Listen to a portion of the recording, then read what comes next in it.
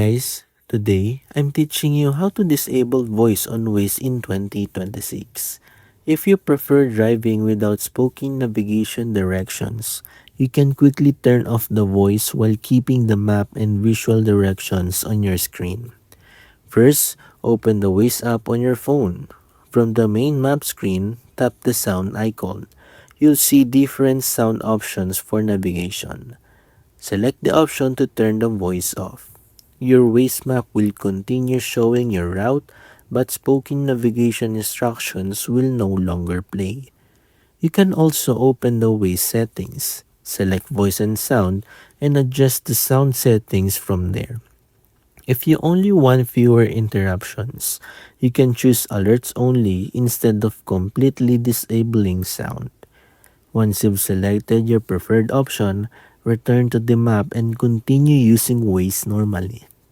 And that's how to disable voice on Waze.